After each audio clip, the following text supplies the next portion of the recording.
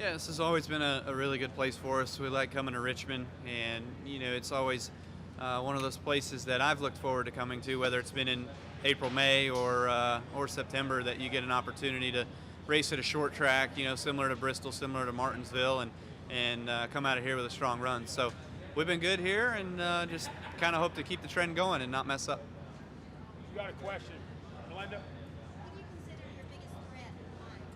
Well, I feel like Jeff's probably our biggest threat. The 24 cars, been good here in the past, and they obviously have a good notebook with, the Stewart Haas cars running well here in the spring, and also, just having the resources and everything that they do have. They're no slouch. So for us, that's probably our guy.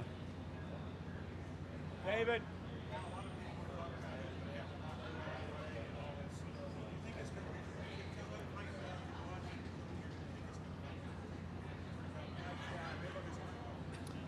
You want fans or not? You want fans to show up to the race?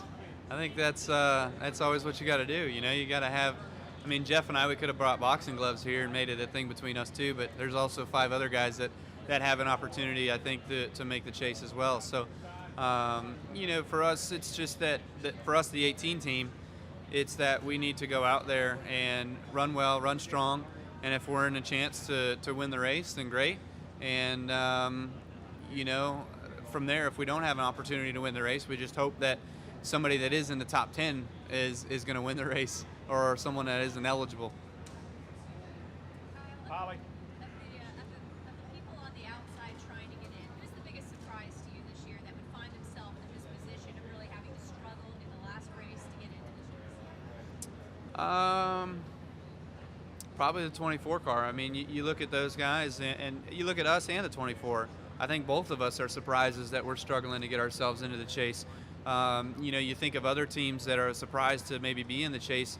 I would look at Clint Boyer, and not because Clint's not a great driver, or he hasn't made the chase before, but that's a startup team this year, so that's a brand new deal over there at Michael Waltrip Racing. But those guys have great resources too, and we lean off each other a little bit there between JGR and MWR. So they've done a nice job in being able to put themselves in. There's only room for 10 in the top 10. But beyond that, you got to race for wins and whatever else you can to get yourself into the chase for the final 2. What about Carl? I mean, he's really on the outside. That's Good point. I forgot about Carl. Carl too. I mean, being such a fierce competitor the last few years for the championship, whether he's finished second or third or fourth, he's always been right there coming down to the last race in Homestead. So Carl's a huge surprise, and that's very unfortunate, especially last weekend, having his engine troubles that, doesn't allow him to come in here. He has an opportunity, but really with a good opportunity to make the chase.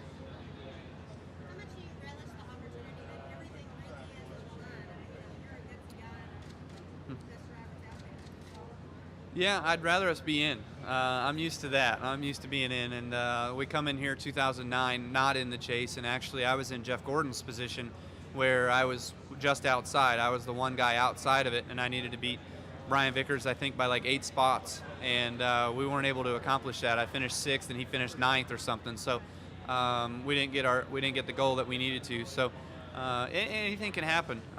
It's certainly a race where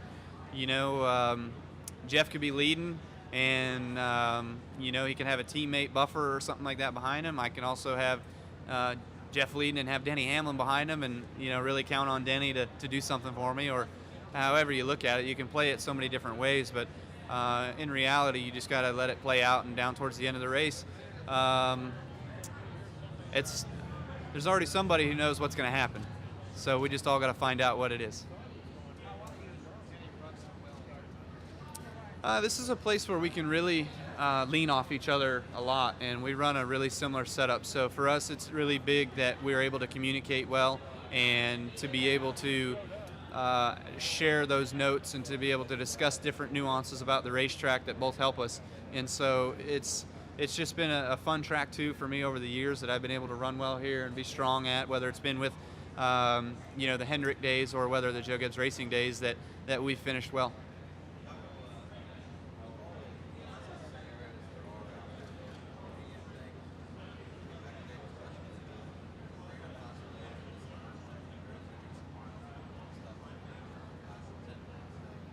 There's certainly a great opportunity for it to be very wild, or there's a great opportunity for it to be a little dull. And to be honest with you, I'm going more with the dull side. I'd rather have it be more dull, just so there's less BS afterwards, I guess.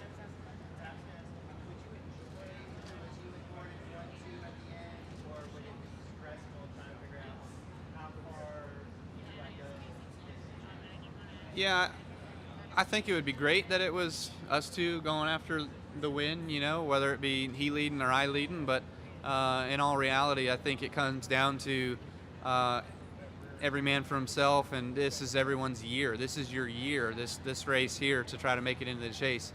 Otherwise, if you don't make the chase, essentially the way I feel about it is you're just another car out there making circles. So, I'd rather it not get ugly.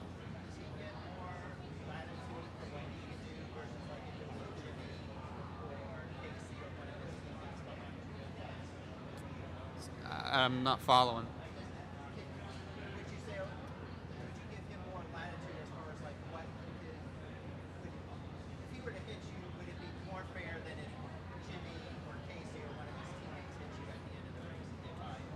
Yes. Yeah, it would definitely be um, in line with what's on the line that it were Jeff and I racing it out versus one of his teammates.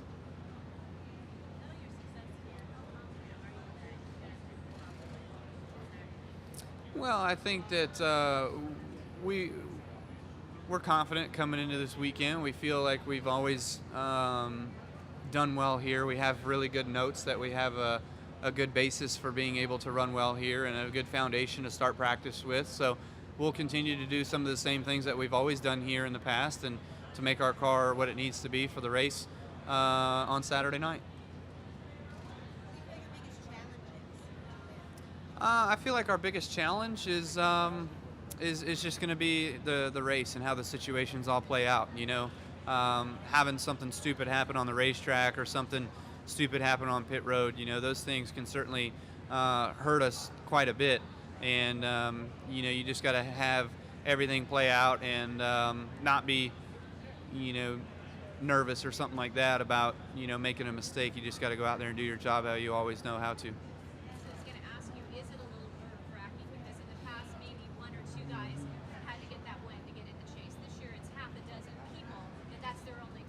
Yeah, yeah. It's not nerve-wracking. It's just you kind of know, or you kind of feel like for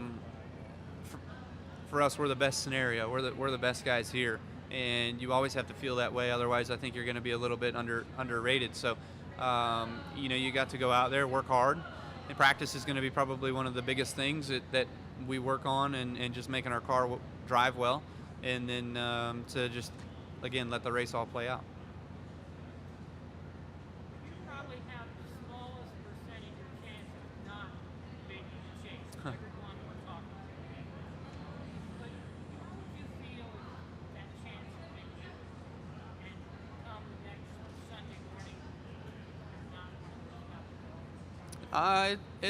It'll be tough. It's certainly a scenario that we don't want to be in. We'd love nothing more than to make the chase, but there's also 2, 3, 4 other guys that are going to be really down also if they don't make the chase. So they're going to be pushing hard to try to do everything they can this weekend. And if it's a race where it comes down to, again, here's another scenario. Carl Edwards ran really, really well here in the spring. He could lead every single lap and go out there and win the race, and I finished second. We're still in, so that's just everybody's got to do what they can to try to put themselves in. You just got to know the scenarios that surround you, and I guess you've kind of got to be on top of that a little bit and figuring it out as you go.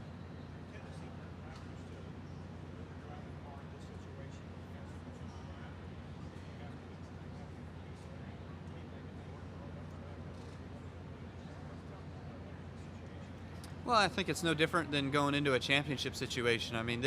This to us gives us an opportunity to go into a championship. But if this were Homestead and it was kind of a 5 guys going for it, you got to win to win.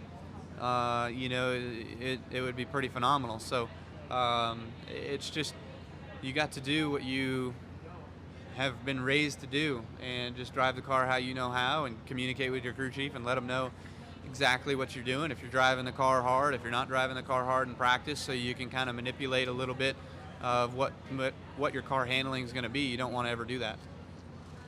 In all of your years of racing, in all your forms of racing, can you think of another weekend that was as intense and as important as this one? Not really. I mean, there's been some scenarios, but maybe never none as important as this one. I feel like, we've never had a shot for the championship at the end of the year besides my nationwide championship that I had in '09, and we had that wrapped up with just needing to make a start at Homestead, so that doesn't really matter. Other than that, it's just been, big races where they're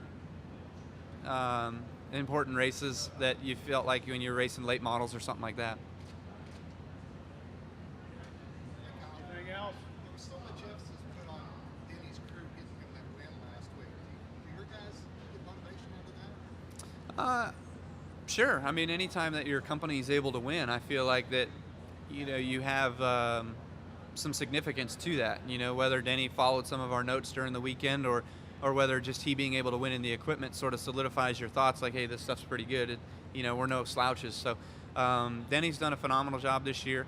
I feel like our roles have reversed a little bit from last year where, we had 4 wins and we were kind of the guy each and every week. Like, why isn't the 11 running a little bit better? Where I think this year, it's kind of been the other way around. Denny has 4 wins and now he's kind of like, well, why hasn't the 18 run a little bit better? Where we've been fast at times. We just haven't quite had all the luck go our way. Anybody else? Do you feel like you kind of thrive in this situation, though, Kyle? I mean, you bring it when you need to bring it. Is that kind of something you feel good about? I feel good about being able to bring it and to bring it to the racetrack when you need to, sure. But we try to bring it every weekend. So when you only win 1 out of, I guess, 25, it sort of doesn't make you feel too good about yourself. But here in Richmond, you couldn't have asked for a better place for us and our team, and being able to come out here, run strong. And what makes it really good too is that the 11 does run well here. So even if we got off track, we've got notes to go back to. What do you think of Jeff Gordon, not just for this one race, but what do you think of him as a racer? As a what? His racer in his career, what do you think of him? I mean, I think Jeff speaks for himself and what he's been able to accomplish in his career. He's a 4-time champion. He's got 85 whatever wins, and being able to be in this sport for this long and to be a chase competitor each and every year, barring odd circumstances like this one, that he's fighting for a chance to get into it. But I think that Jeff obviously missing the chase, or I missing the chase, or Carl missing the chase, are big storylines. And it's not that any of us want to miss the chase, but there are a couple guys that are in the chase that maybe people wouldn't necessarily think are chase contenders each and every year, but those people that are in there right now have done their dues and have worked really hard, and they're in and we're not. Well, does he have the kind of career that you aspire to, or other drivers aspire to? I think if anybody could aspire to have a career, it would look similar to a Jeff Gordon career or a Jimmy Johnson career for sure.